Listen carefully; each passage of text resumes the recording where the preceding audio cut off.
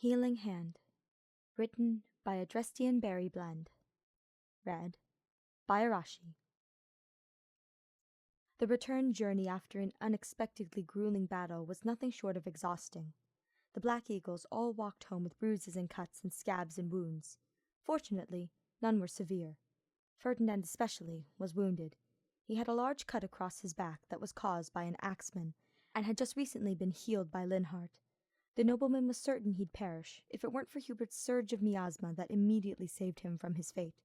The axeman wasn't anticipating Hubert's wrath, as he was more or less eviscerated by the powerful blast of dark magic within such a short period of time. Previously, Ferdinand laid upon the hard ground, grass obscuring his face. His stamina was nearly all but depleted. He used the last of it to lift his head up, and there he sees Hubert, his eyes gleaming with rage after his adversary's defeat, but soon was washed over with worry as soon as he saw Ferdinand lying upon the ground. He ran towards his injured classmate and flipped him over onto his back so he could see his face. Ferdinand was slowly slipping into unconsciousness. He could feel the blood dripping from his back and the sting of pain as the wind and grass brushed against his open wound. His vision was gradually becoming blurry, but he could faintly see Hubert's worried expression as he felt his head and upper back being lifted up by him. He feels a bloody gloved hand stroke his messy ginger locks, and Ferdinand could see his lips move to say something. His hearing is somewhat failing him, but he had the strength to hear the last thing he could before unconsciousness began to take over. "Stay with us, Ferdinand. Let's get you to the medical tent safely. You're going to be all right. Just hold on for us. Please." Naturally, that's where Ferdinand's memory stops, as darkness overtook his senses. Ferdinand was awoken by a sudden pang of pain to his head. He groaned as he stirred around, feeling something soft and warm underneath him. He tried to open his eyes, and he could no longer see the cloudy skies. All he could see was a lantern hanging above him, and some large sheets of cloth supported by some wooden planks acting as a makeshift ceiling. This was surely the medical tent. Ferdinand was lying in a cot, and he was draped over with a blanket. He looks down, until realization hits. He wasn't wearing his armor anymore. He had been stripped of his shirt, and bandages were wrapped across his chest and torso. Was the wound really that bad? He turned his head to the side, and he could see Hubert sitting on a chair next to his bed. His elbows rested upon his knees, hands clenched together. He saw Ferdinand, who was beginning to awaken, and his eyes gleamed in relief. Although he didn't smile, it was rather clear to Ferdinand that Hubert was happy to see him alive. "Ferdinand, how do you feel?" Hubert asks. I think I am all right. Just having a sudden headache," Ferdinand replied wearily. He reached his hand to touch his head, giving it a small massage to numb the pain. "Have some water. I'll fetch some bread for you to eat. You haven't eaten in 5 hours," Hubert said. Hubert stood up from his chair to grab the food from a small crate nearby. Ferdinand's eyes glanced at Hubert's figure. He was stripped down to a white button-up shirt, sleeves folded just above the elbows. He wore his unusually baggy academy trousers, and his boots were dirty, no doubt from all the dirt it gathered during the battle. There were several scars that decorated his arms. His academy jacket was resting upon the chair. The thought of his school rival actually being nice to him was confusing. Then again, they are comrades. Of course Hubert wouldn't have just let him die. Not that he carries any special feelings for him. It was merely an obligation, and to make himself not look like a fool in front of Edelgard. Besides, what good is Ferdinand if he was dead? The ginger's head swam with these thoughts. The genuine worry in Hubert's voice and the generous offer for food gnawed his brain to no end. Hubert returned with the aforementioned bread and water. He placed them on the bedside table, and he even brought a bowl of warm water and a towel. Hubert brought his chair closer to the bed, and he placed the bowl and towel upon it. "Can you sit up for me, please? You still have some dirt left on you after the battle. Let me wash you up," Hubert said, his voice calm and gentle, akin to a mother's voice after witnessing their kids all dirty after a particularly rough playtime. "Excuse me, you washing me up? I'm not a child, I'll have you know," Ferdinand thought. His ears are deceiving him, right?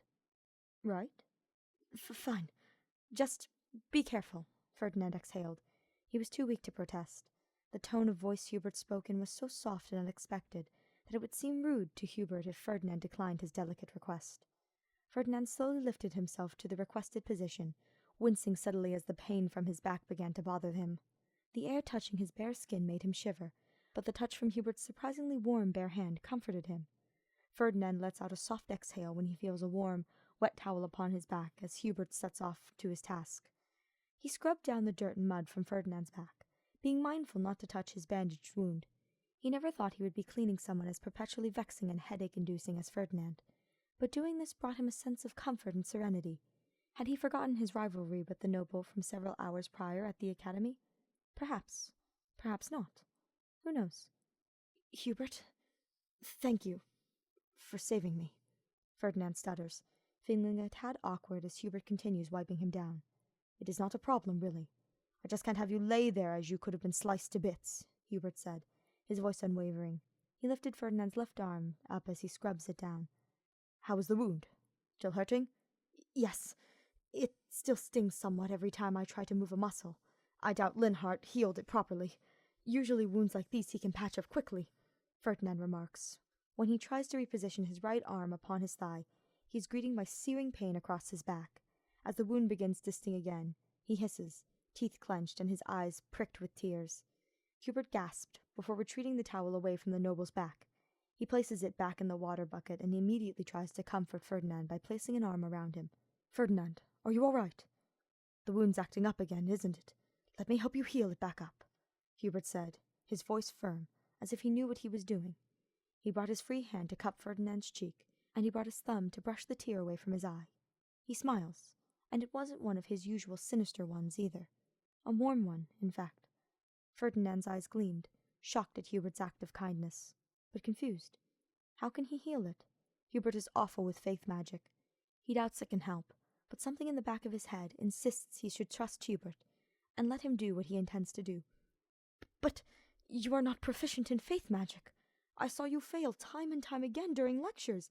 How can you— It's fine, Ferdinand. Now please, calm down. I know a couple of healing spells.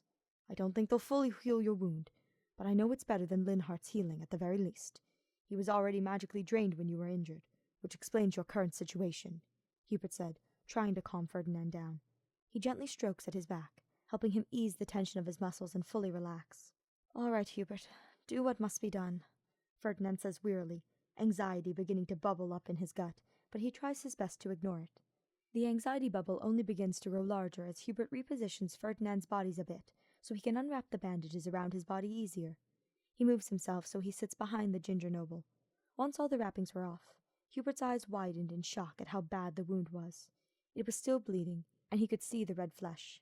It made Hubert's stomach tie in knots at how bad it truly was. If this was what Linhart's dealing did, imagine what it was like before. Hubert shook his head to alleviate himself from the fear and anxiety. He is dead set on healing his classmate. With determination, he looms his right hand over the scar and attempts to summon the healing spell with intense focus and concentration.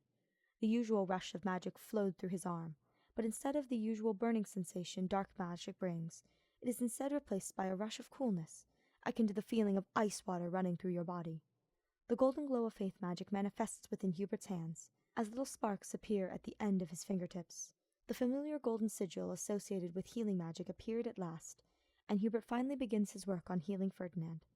Ferdinand jerks his head up in surprise, when a surprise coolness touches his back. He could even hear the sounds of healing magic at work as Hubert is deep in the throes of concentration. His own brows furrowed. Whoa! That feels refreshing. Energizing, even. You are doing admirably, Hubert, Ferdinand said. He looks back and sees Hubert, and both make eye contact. Hubert's left hand briefly covered the blush and smile that decorated his pale face. He averts his gaze from him, somewhat embarrassed. A thought appeared within his head. He remembered the little quarrel he had with Hubert prior to the battle. He had lost all sense of sanity and went into a rage, spitting out insults and degrading him, which only made Hubert back down, shocked.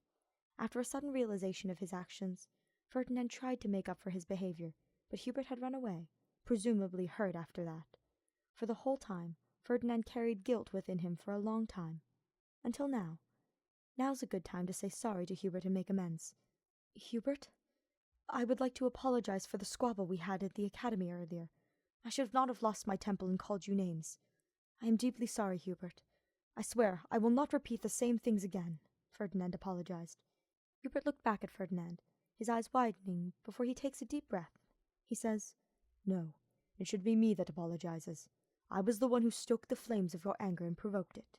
You had the right to be angry at me. I'm sorry, Ferdinand, Hubert says, guilt seeping into his face. Even while he was still healing Ferdinand's back, he kept his head bowed in shame. Oh, Hubert, I forgive you, but I still believe that this is partly my fault regardless. I didn't know what came over me. It was wrong. It is all right now.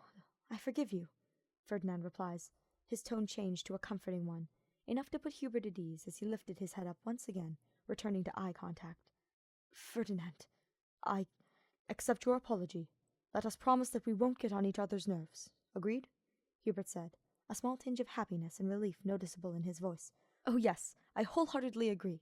Let's not try to anger one another. I do not wish to know how much worse we could have gotten into had I not realized sooner. Hubert smiles when they both finally mutually agree on something. About damn time, he thought. Suddenly, Ferdinand feels much more alive than ever. He feels his back so cool like mint was spread upon. When he tried to raise his right arm, he did not feel that stinging sensation. It felt normal. Ferdinand gasped in surprise, and so did Hubert. Hubert's healing magic disappeared, and what was left behind was a closed-up wound and a slight discoloration on the skin where it once was. Hubert's faith magic worked. It successfully sealed away the wound, and Ferdinand feels amazing. Oh my!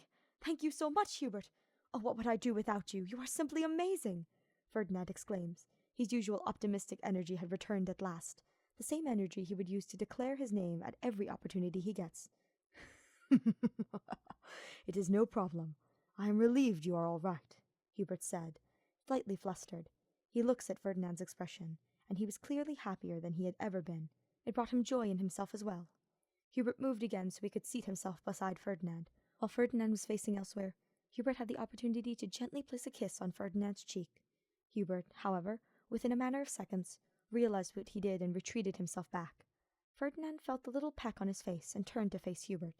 If Hubert was pink from being flustered earlier, right now he could very well be called a tomato, as the blush spread across his face with even more intensity, even touching the tips of his ears and some on his neck. Hubert's heart thumped rapidly within his chest, his shyness coming to light. They looked in each other's eyes for a while, observing the little sparks that twinkled in them. All right, it was nice seeing you. Farewell. Forever, I suppose, Hubert babbled nonsensically. He immediately sat up and grabbed his jacket from the nearby chair. He wrapped himself in it as he walked out of the tent, his embarrassment multiplied by 10 times now. Why did I do that? Why did I do that? Why did I do that? Oh, goddess, Hubert muttered as he disappeared from Ferdinand's view. Ferdinand simply sat there on the bed, confused but amused. Did Hubert actually like him this whole time? Who would have thought? Oh, Hubert, that was so sweet of you. Let me return the favor one day.